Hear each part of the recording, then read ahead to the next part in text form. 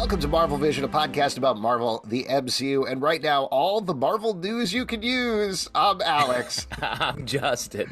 And you're going to use this news. Oh, yeah. In daily life. Like when the cavemen first emerged from caves, the first thing they needed was fire and Marvel news. Exactly. They were like, give me update about Thunderbolts. And that's one of the things we're going to do here on the podcast. We have a bunch of news items that have broken over the course of the past week. Just to mention at the top, if you've got a tip or a rumor or something you want us to cover, email us at comicbookclublive@gmail.com.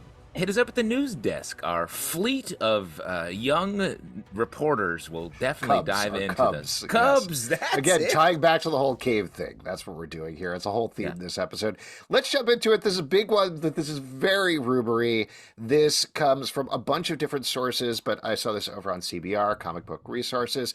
Is Marvel working on a secret Mephisto special? There's a couple of layers to this rumor here. The first part is that Sacha Baron Cohen is very heavily rumored to be playing Mephisto in Ironheart, the spin-off of Black Panther Wakanda Forever. I believe that was confirmed by Deadline, though not confirmed by Marvel. Of course, they haven't said anything about that casting. However, the second part of this rumor is that Sacha Baron Cohen is currently reprising his role as Mephisto and shooting on the same set as Agatha Coven of Chaos to do a Mephisto one-shot special presentation a la the Werewolf by Night thing or the Guardians of the Galaxy holiday special, all focused on Mephisto. What do you think about this? Because I have some reservations, let's say. I think reservations, it's very funny to me how much we were like, Mephisto's coming. We're going to see him. He's coming up. I guaranteed. That's what it is. Yeah. And now we have sort of weirdly too much Mephisto probably happening. And it feels weird. It feels like Ironheart and Mephisto feel like not part of the same sort of type of story potentially. But that's where it is.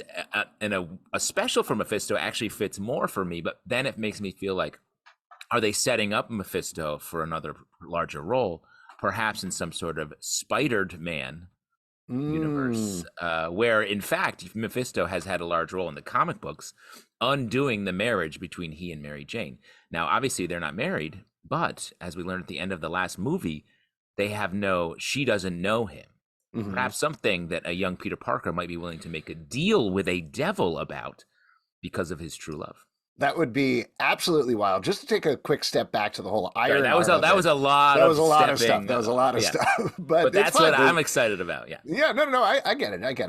The thing about Ironheart, and obviously we don't specifically know the plot, but we do know that Anthony Ramos, I believe it's Anthony Ramos, is playing the Hood, and the Hood gets his demonic hood by making a deal with the devil.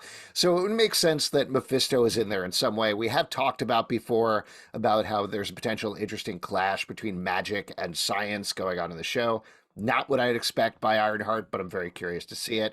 Yeah. The thing that holds me up a little bit, I totally believe that Sacha Baron Cohen would play Mephisto in the Marvel it's great Cinematic casting. Let's say that's totally a good look for them, I feel like. He has the kind of charisma and comedic chops that like Robert Downey Jr. brought to the original Tony Stark, The thing that holds me up a little bit about this current stage of the rumor, and I'm curious as somebody who does production to get your commentary on this, is the idea that they're shooting a Mephisto special on the set the same time they're shooting Agatha Coven of Chaos.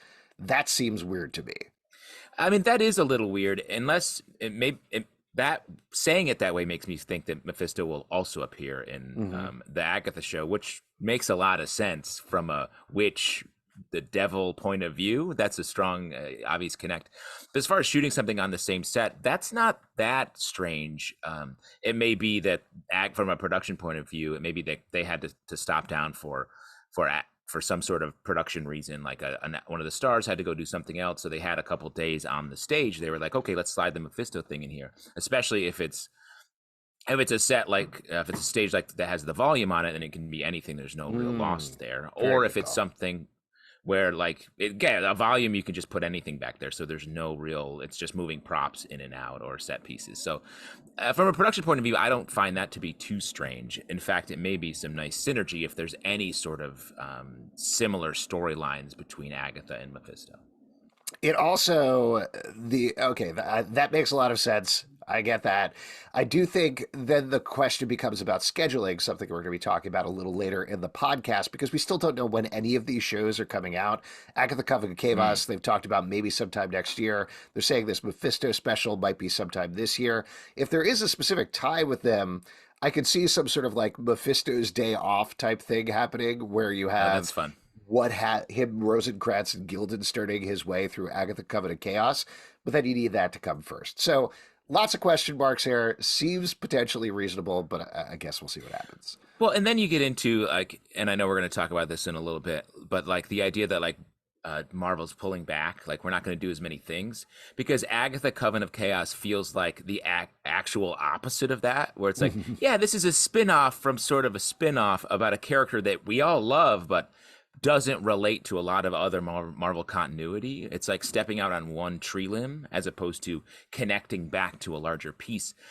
So the fact that the Agatha is still going forward, and we're going to see that, and Mephisto is potentially an extension of that even, feels very strange. So I do that. Maybe it was originally a secondary thing, but they want to put Mephisto in first because they've heard the fan outcry back from earlier on. In the MCU, and are like, well, there seems to be an interest in this character, so let's make this more of a centerpiece. Well, let's talk about a character that everybody is interested in, which is the Scarlet Witch. Elizabeth Olsen has been toying around with her new TV show, I was about to say movie, and getting a lot of questions, of course, about Scarlet Witch. The first one, I'll try to do my best Elizabeth Olsen impression here in terms of how she answered this. It's not actually going to be an impression, but she was talking to Deadline, and they asked her about returning as Wanda after Multiverse of Madness, and she said, I don't know ever how to answer these questions, except I think I'll be back.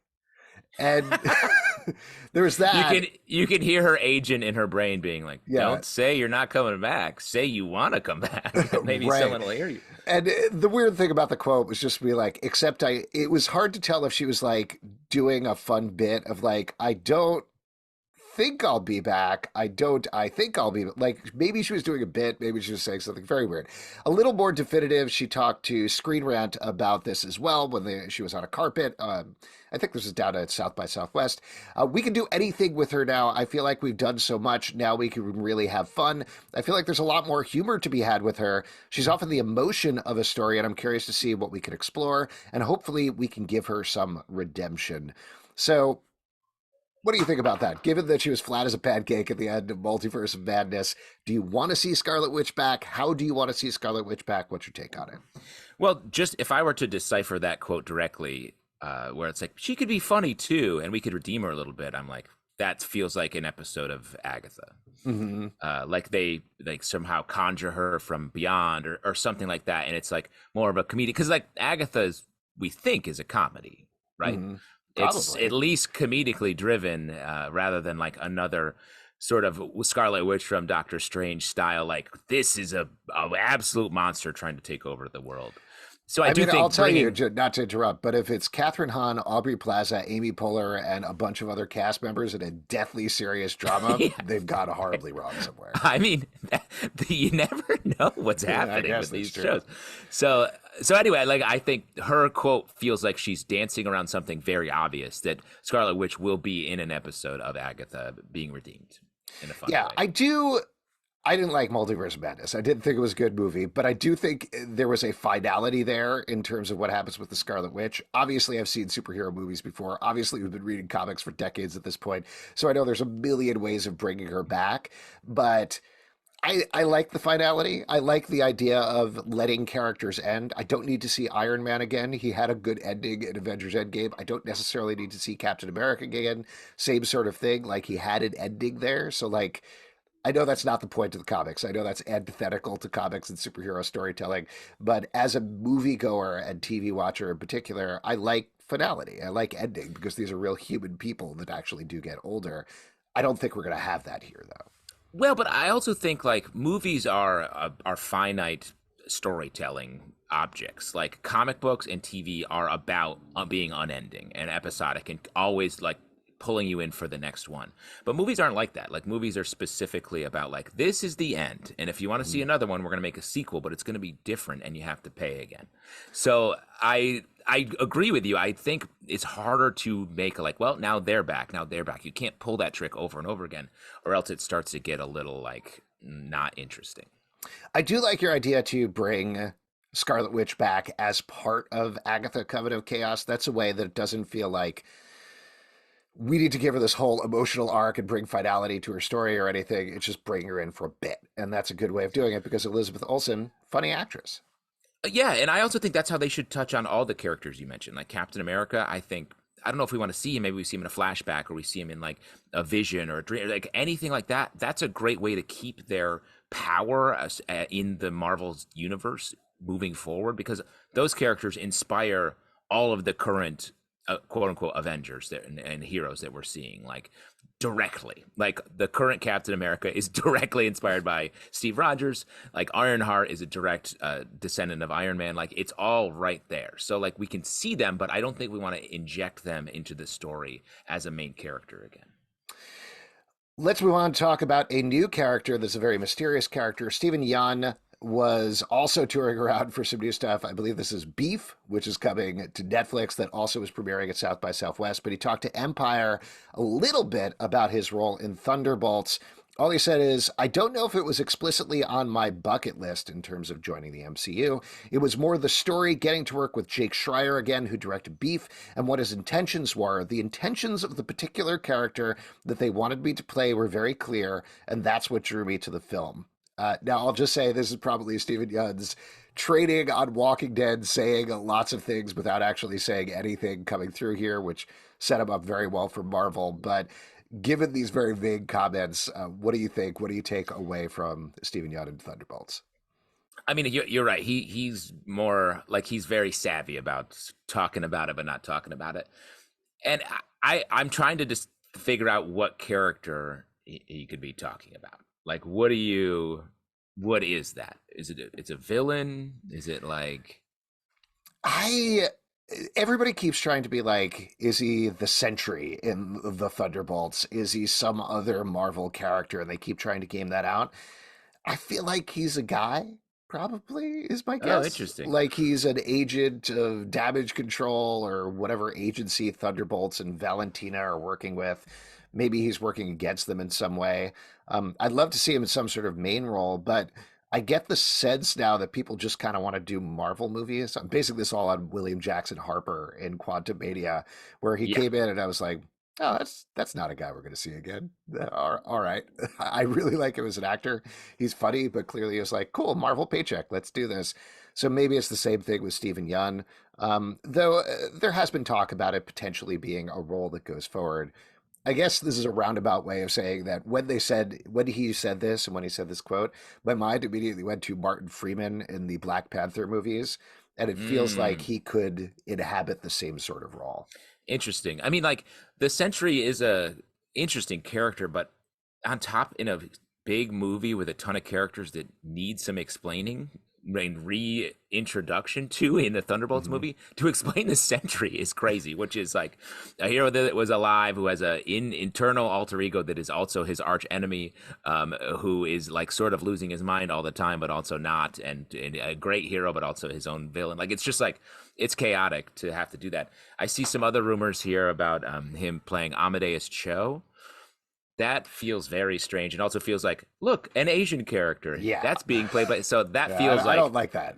No, I agree. That feels like just bad thinking from the rumor mill trying to put that together, because there's. It's not like you have to hire Stephen Yeun to play an Asian character from the comics. It can be any character. Like and Sentry in the comics is, if people that have only seen him on Walking Dead or something like that, he's phenomenal. Oh, he's so good. Oh my God, unbelievable. Nope. Yeah, if you haven't seen Nope, he has this monologue where he talks about an SNL sketch that is one of the best pieces of acting of the year. Also, just because we're talking about it, I've seen the first 5 episodes of Beef, which is coming to Netflix. It's him versus Ali Wong. Basically, they have like a road rage incident, and it spins wildly out of control from there. And it's just sort of the two of them in a actually very dramatic but sort of comedic way. It's an A24 show, so to give you the idea. Like, yeah. Doing some very dark stuff to each other. But he's so good and so different in that as well. To shoebox him, like we're saying, in like Asian man, Asian role is it's racist. So maybe Yeah, don't do 100%. that. But that's why I was surprised by so many people and articles written about it. I'm like, what are they doing? Yeah. So I don't know. I could see him in some sort of generic agent role. I could see. I don't know if there's any like classic Thunderbolts characters. Obviously, we've already had Baron Zemo. I think that's where my mind would go immediately because I'd want him in a big role. Yeah, it also doesn't seem like they're doing classic comic book Thunderbolts, so I'm not sure. Yeah. Whatever it is, I will say I was a little iffy about the Thunderbolts comment. The whole idea of the movie, I'm not quite sure how it was going to come together. There's a lot of characters with very similar powers on it, but hearing Steven Yeun say the intentions are clear and him being into it, he's a dude who knows how to choose projects very wisely. So Yeah. that made me a little more excited about Thunderbolts personally. Yeah, and like the idea of a comic book movie coming at it from like these people aren't shining bright superheroes is really interesting, undercutting the whole thing, not in a The Boys way where it's purposefully they're straight up evil. They have good intentions, but they're sort of bad at it. Is really interesting and has a ton of comedic possibilities. So like, and sort of Bad News Bears style superhero team that just can't get it together until they maybe do at the end. A lot of fun opportunity there. So I'm looking forward to it, especially with Steven Yeun involved. Yeah. Next up, there was a synopsis released for X-Men 97, the animated series that has taken a very long time to get here. Again, something we'll be talking about in a moment. This is via Collider. Storm and Wolverine try to continue the X-Men. Magneto comes in and wants to step up for Charles Xavier. Sinister comes in to try to end the X-Men once and for all. My reaction is that tracks. Yeah. Well, also it's like, you love the X-Men? Well, here's a complicated version of it. Feels sort of weird to me, but also setting like X-Men 97, I don't know. It's so esoteric. It's so specific. Who this is for, like literally us, right? Yeah, I think so. I mean, listen, animation, and this is not to slag off animation because I love animation, but animation has a smaller audience than live action. It just does. Yeah. You know, you look at the amount of people, if we're specifically talking about MCU, watched What If versus this other thing. So generally I'm against playing for the crowd, you know, but that's absolutely what this is. They know who's going to watch this. They're playing it for them. Those folks are the people who are going to get this deep X-Men continuity and be like, ooh, Mr. Sinister come in. Okay, cool. Oh, this is Magneto in the Jim Lee uniform. All right, let's go. Let's do this. I get all this stuff. So that's fine. But I'm curious, like, what's the tone of this? Because to set something in 1997, like, are we commenting on that? Is it actually set in 97, or is it like just you taking the vibe of that and moving it forward? Like, what are we gonna do here? Because it could be like this super joke heavy, like, this is ridiculous, almost like it can't be even like a Batman 66, but X-Men 97, or it could be pretty straightforward. And it's just like, no, this is the sort of the type of X-Men that we're starting in and just moving forward. Yeah, I don't know. I think, I mean, they're bringing back most of the original cast from X-Men, the animated series. So I assume just totally they're going to try to continue that as much as possible. So if you liked X-Men in the animated series, which an entire generation of superhero fans did, you're probably going to get more of that. I am always of the opinion I'd love to see things, you know, twist and change and be tweaked a little bit and really challenge you. But, and this is not to be dismissive again, but I don't think this is going to be a challenging show. This is going to be more X-Men, the animated series. And that's pretty much it. Yeah. Do we gonna get Morph dying in the first episode? Oh, again? God, I hope so. Yeah, every episode, Wolverine strokes a picture just like he does in the meme. Yeah. And the other thing that's interesting about setting it in 1997 is you're not going to get any references to The Matrix because that hasn't come out yet. You're not going to get any references to Fight Club or anything like that. Those are all 99. So if they eventually get there, they can drop those refs. That's a great and specific point. Maybe a lot of the storyline will revolve around the production of Fight Club leading up to its eventual release. Oh, God, I hope so. All right, speaking of production, this is even vaguer than Steven Yeun's quotes. A Marvel movie will shoot in D.C. later this year. This was revealed by DCist.com. I believe there was a speech by a senator that dropped this Marvel movie news, really stealing our thunder here. It's very funny to hear a Marvel movie was shoot in DC. It makes it sound like on a Batman set. Yeah, I was so confused when I saw this headline. I was like, shoot in DC, what is going on here? But yeah. What do you think? I mean, I think there's some pretty obvious guesses in terms of what it could be, but what's your best guess for what's going to shoot in DC later this year? I mean, I gotta think we're seeing some Captain America: New Yeah. World Order coming from this. I think Thunderbolts is not necessarily set in DC, and probably specifically not. While if you're shooting on location, it's probably a big splashy movie like Cap. The article also mentioned Armor Wars, the project that can't really figure itself out. It seems like that was a series, and then it was a movie, and now I haven't heard much about it in the meantime. Yeah, I think it's definitely Captain America, and this is potentially mildly getting into spoilers here, but apparently in the movie, Harrison Ford, who has taken over as Thunderbolt Ross, is now president of the United States. In the movie, Captain America: New World Order, he's the new Captain America. He's probably clashing with the U.S. government in some way. Makes a lot of sense to set it in D.C. So there you go. Head on down, check out the cherry blossoms, and check out Sam Wilson beating the shit out of Harrison Ford. Here's one. This isn't even necessarily a news item, but I continue to be struck by this, and I was curious to talk through this thing. But every month we get the new on lists at work. They're the things that are like, hey, here's what's coming up on Netflix. Here's what's coming up on Hulu. Here's what's coming up on Disney Plus.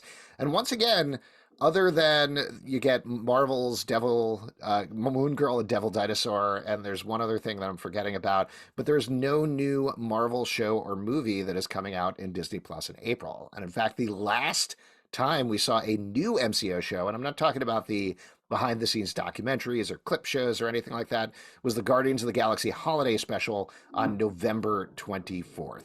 So we know that they're pulling back on stuff, but I gotta say, this feels like a lot of pulling back at this point.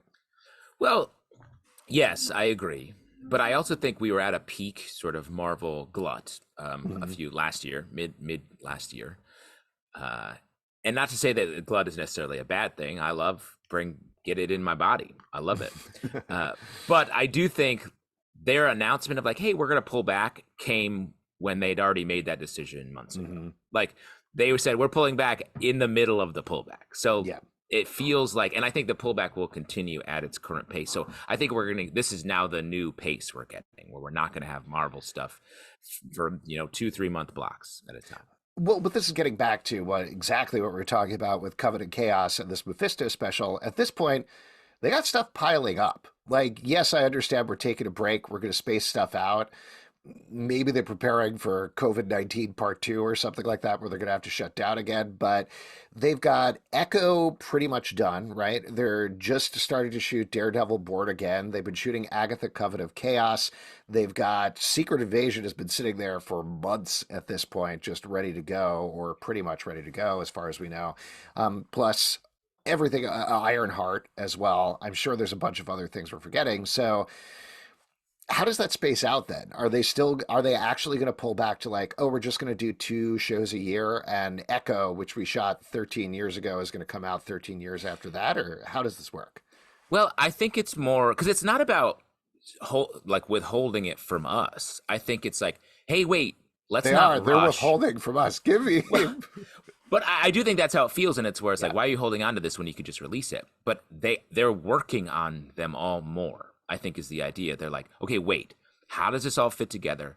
Do we need to rewrite or reshoot any of this so that it's better? Because we've started to have a problem where the quality isn't high enough to meet the mark where people want to go see your Quantumanias. So it's not about them just sitting on a shelf and being like, we'll release it when we're good and ready. I think they're really trying to look at the picture, fix some stuff, and move forward more deliberately, because competition's getting more intense with James Gunn taking over DC, and they've seen some legit and surely terrifying box office hits when it comes to Quantumania. Yeah, I think that's absolutely accurate. And I do my most hopeful thing, which is probably very naive. There's been so much talk about the VFX and actual reporting on it in terms of the VFX artists complaining, talking about how Marvel is changing things last second. That's bad press. It's the first real bad press that Marvel has gotten in over a decade at this point. So again, this is very naive because I feel like the actual Hollywood way is like, ooh, that's really bad for the VFX artist. Well, anyway, moving on. But my hope would be exactly what you're saying, that that's one of the things they're working on. Like, make sure we can give these VFX artists times to make this stuff actually not look like shit, because it's affecting the fan base, it's affecting the critical reaction, it's affecting everything. Well, and like Hollywood and all like sort of production doesn't run on like we have to make sure everyone feels good at the end of the day. It runs on, is everyone having the time and resources they need to do their job so the product looks how and feels how it's supposed to. So like I agree with you. They don't care how all the VFX artists are feeling at the end of their 18-hour shift. But when the product doesn't look as good as it needs to, that's when like, oh, okay. It seems like they really need us to take a second and make this look good, because bad work is bad. And it shows up. The whole thing is production is everyone has to be doing a good job. If your sound guy's not doing a good job, the movie is bad. And that's top to bottom everything, including obviously VFX. So last thing I'll say about this, and then we'll move on to our last news item here. When do you think we're actually going to get the new next Disney Plus show? I mean, it feels like we're headed for Secret Invasion next. Is that, you think that's wrong? It's either Secret Invasion or Loki season 2. And my feeling is probably Loki season 2, maybe May, but more likely June to give Guardians of the Galaxy space would be my guess. Interesting, because like it feels like Loki hasn't been on the shelf at all. And I know that's their sort of biggest win, probably. But Secret Invasion is supposed to be good, and I think we need that flavor more than we need Loki right now. I think we need a new exciting thing, as opposed to like, here's another sequel that we've already teased and you already sort of know what's going to happen, and it's more Kang, someone who you're going to have a long relationship with. But to get back to it, exactly what we're saying, like, that's playing it safe, right? One of the only positive things that everybody agreed on with Ant-Man and the Wasp: Quantumania was the second post-credit scene focusing on Loki was good and exciting. So to build directly on that and draw that line there, that's hopefully, if it's good, even though they've changed a lot of behind-the-scenes staff on Loki season 2, if it's good, that is a win for them. That's like, okay, we can relax for a second. Yeah, that's fair, and they need a win. But I got to think Secret Invasion has to come right on the heels of Loki. We'll see. Maybe we're going to get that Mephisto special first. Last but not least, this was an interesting thing that happened. Probably not interesting for the people involved, but for those of you who don't know, there's a Marvel Studios spoiler Reddit that puts up... Sometimes their spoilers are like, big spoiler, guys, here's a new poster for Batman and the Wasp: Quantumania. But also they post a lot of stuff from people who are leakers. They're very careful, actually, about... hey, this is a rumor. This is the level of trustworthy this particular rumor monger is. So they're very good about it. Like, it was a good Reddit, all told, for Reddit. Wow. But somebody, well, you know, sometimes they're garbage. Somebody put up, I believe, 60 pages of a transcript of Ant-Man and the Wasp: Quantumania, including audio files, a month before the movie came out. Marvel and Disney got wind of that. They're suing Reddit, suing Google. They wanted them to reveal the name of the person. The Marvel Studios spoilers Reddit has temporarily not shut down, but gone private in response to that until they can kind of deal with this. So lots of stuff going on there. What do you think about this? Do you think this is... well, go ahead, Justin.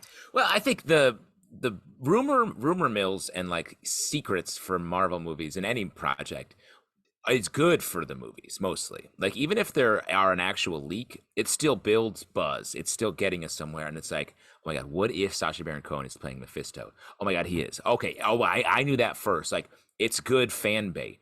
But when it crosses over into materials being leaked, like audio, that's where they're like, hey, no, you can't do that. That's our product that you're teasing out. And that could de-incentivize people from going to see the actual movie, because like, I've already heard it, so I don't need to see it. And that's where when the money gets hit, that's where they're going to come in. So it's a strong pendulum swing between these two things, and they just cross the line.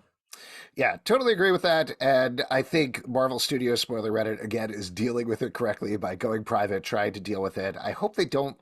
I don't know. I feel very conflicted about releasing the person's name, because that's a level of letting Marvel and Disney go into this stuff. But there's probably... punish someone who... Well, and also getting your hands on audio like that, that's like...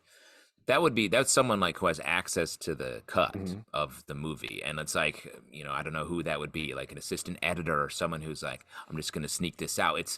It is someone who is like damaging their product, so that's why they want to know. But I gotta think they'll scold the Reddit and then just be like, okay, don't post stuff, post your rumors, don't post stuff.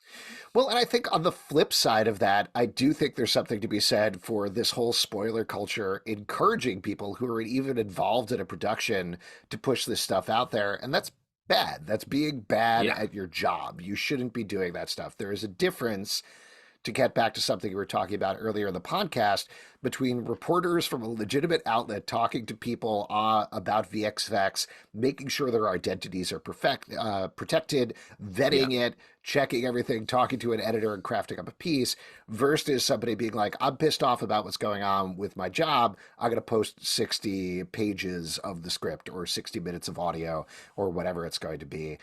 It's hard for some people to make that division in their mind, but you really got to just be professional at your job. Yeah, that's true. Just like how we are professional at our podcasting. Absolutely. And if you would like to support this podcast and every podcast we do, patreon.com/Comic Book Club. Also, we do a live show every Tuesday night at 7 p.m. to Facebook and YouTube. Come check it out. We would love to talk to you about Marvel. Apple, Spotify, Stitcher, or the app of your choice to subscribe and listen to the show at Marvel Vision Pod on Twitter, Instagram, and Facebook. comicbookclublive.com for this podcast and many more. Until next time, stay marvelous. So anyway, 100% guarantee Mephisto's in the next Spider-Man. Absolutely. He's going to take that marriage.